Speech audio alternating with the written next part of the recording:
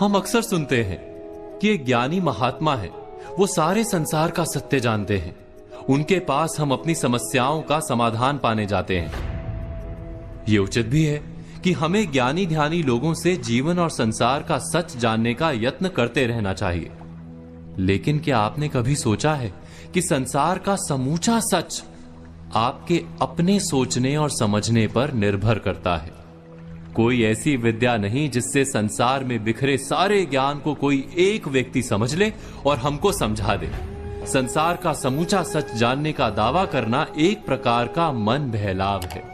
हमारी समस्या यह होती है कि हम अपने काम में आने वाले तथ्यों को ही संसार का सारा तथ्य या सत्य मान बैठते हैं। एक उदाहरण के लिए, हमें जिस नगर जाना होता है, हम उस तक जाने के ही रास्ते की खोज करते हैं।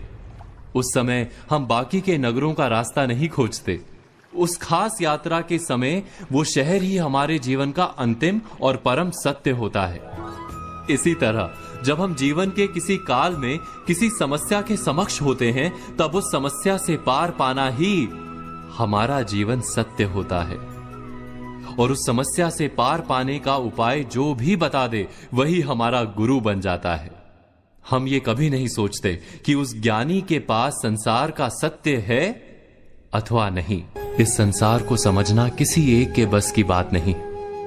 इसे हम सबको हर पीढ़ी और हर युग में समझने का यत्न करना होगा। तुम अपने स्तर पर अपना प्रयत्न करते रहो।